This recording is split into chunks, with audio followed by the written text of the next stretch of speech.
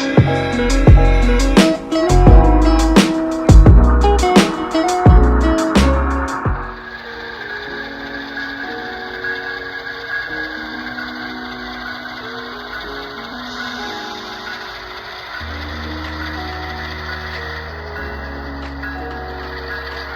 there everyone, welcome back to the YouTube channel, and welcome to the final layout update of the year. As we are nearing the end of the year, it's currently the last day of 2022, and I decided let's get out a layout update. So, I know I haven't been updating you guys for the past 3 months, I think. Last update was in September, so it's been quite a long time, and most of you guys have basically no idea what's happening on the layout. So, why don't we get started with track work. So, you might not be able to notice, but these switches here were replaced. I removed the old Pico Code 100 switches in here, so I can use them in the yard since these switches are smaller than the Atlas ones I had. And I moved the giant Atlas switches to the crossover here. So now this is basically a higher speed crossover, so I can run more prototypical operation sessions with like higher speed crossovers compared to these switches here, which are much smaller and have like a speed limit on them. And moving back over here, we can see I redid the milepost signs. I made them a bit taller and a bit further off to the edge so trains don't hit them anymore. And also you can see that I have swapped all the grass out for dirt. So when I first got the layout, I didn't have the intentions to do much scenery at all, so I just got, you know, the foam grass, the ones in the woodland scenic shaker. But now I plan on adding static grass, so I got the base layer done with dirt. I did the same process. I basically took a metal ashtray, which I flamed over like a fire pit for a good 10 minutes and sifted it through. You can see we have this very nice over here. We can see a small diorama set up next to the crossing gates, where we have a mini excavator and a bunch of crew that are working on the area around here. So I went to the Mississauga train show and the Whitby train show.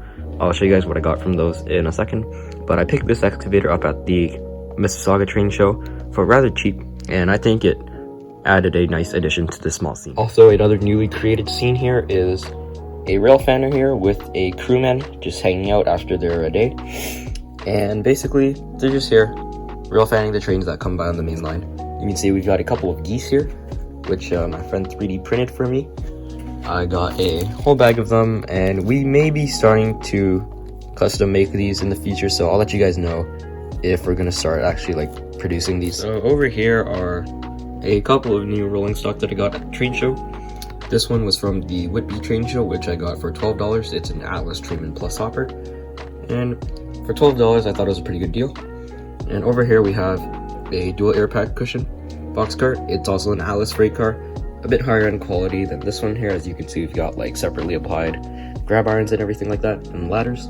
And this one cost me $10 at the Mississauga train show. And over here we've got a CN box car, which also cost me $10 at the Mississauga train show.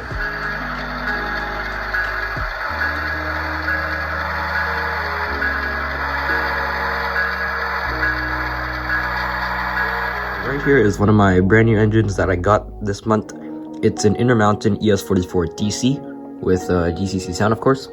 And this is an absolutely amazing engine. It's got amazing detail, amazing lighting package. As you can see, we've got ditch lights, number boards, and we've also got marker lights, which are fairly dim, but you can see them there.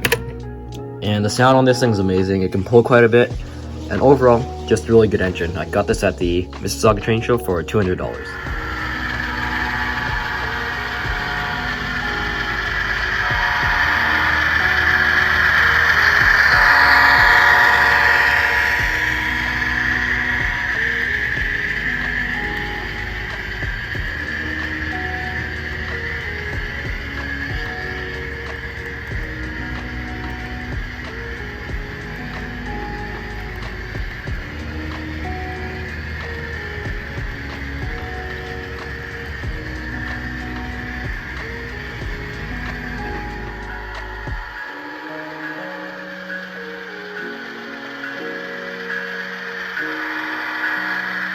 So this is not a new engine, but it is my old CN SC75, which is an Athearn Genesis. And if you remember, it had the CN 100th anniversary logo there, but I recently took that off a couple of months ago, and I finally found the decals that are in stock at the store. So I ordered them up, and here you can see we've got the CN website logo, proper logo now on the SE75. And also, I just fixed up the front noodle here, which was chipped. The end part that connects to C, that was gone, so I added that decal back in. And you can see that I'm starting to add some windshield wipers to the front. Looking into the engine yard, we may see a couple of new things. One here is this SD40-2, and over here is a Canadian cab project. So starting off with the SD40-2, this used to be a a Proto 2000 SD45. So I picked up this rather cheap Athearn blue box shell, I believe it is, at the train show for $2 only, and I was hoping I wouldn't have to do many modifications to get it onto this Proto 2000 chassis, but as you can see, it slides right on perfectly. So I was super thrilled when I saw that, and now I can start off a new project. So this is going to become a CP Rail SE40-2, and here is a Canadian cab. I got the cab 3D printed by my friend, and I stripped all the paint off the Norfolk Southern Operation Lifesaver engine that this used to be, and it's going to become a Canadian cab now. Just another thing over here, you can see I got the yard lead all wired up and all the track laid here. So we can see track comes all the way through here over this nice bridge here that I kind of custom made out of the old Bachmann bridge. Put in the Code 83 rail and the Code 83 guardrails. You can see we have a fairly nice Bachmann bridge now. And this track just comes all the way around here. As you can see, I'm still working on the yard in the front here, but that should be done soon.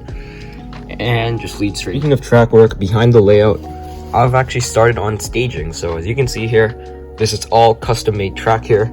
So I used the ties here, which are made out of wood, and the rail spikes, which I don't remember the brand of. I had a lot in a package recently. And you can see I spiked it every other tie, and I'm using Code 100 rail for the back, and it's actually holding it in place very well. As you can see, this rail is not going anywhere, and all the trains run over it. Just going into the yard, I'm using just Atlas number 4 turnouts, I believe they are.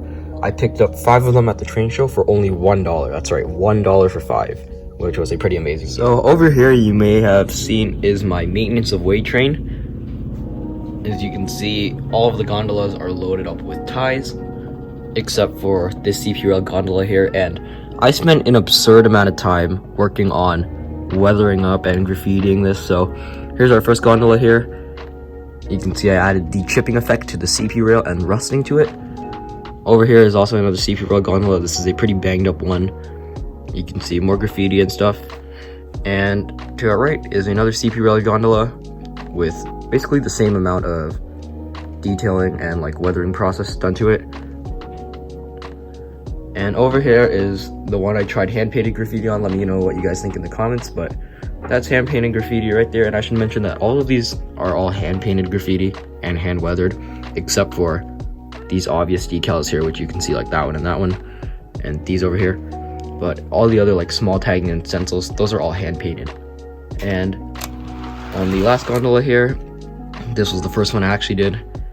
I spent a pretty decent amount of time on it. And looking underneath, you can also see I added the rusting wheels and all that. And also rusting to the side grab. I recently spent a lot of time super detailing this Athearn Ready to Roll Union Pacific locomotive. It's a C44-9W, which by now most of you guys know that Athearn RTRs. They're basically like base models, and they're really good for super detailing and those kind of projects. So down here we can see I added a coupler lever bar or coupler lift bar in MU cable and MU hoses. I painted the coupler a rusty color. Also, we swapped out the low mounted ditch lights, which you can barely see I cut off since I repainted them with the gray, and we swapped them for deck mounted ditch lights. And moving up to the nose here, we can see I added custom windshield wipers and custom grab irons. And these grab irons here on top, which you see go over the windows, those are custom added, and a second PTC antenna there. Also moving to the back here, I also added some MU cables and just rusted the. Other than that, that basically wraps up the 2022 layout update. December 2022 layout update, last layout update of the year. I'm looking forward to 2023. I think it's going to be an amazing year. So I wish all of you guys a happy new year. Thank you all so much for watching.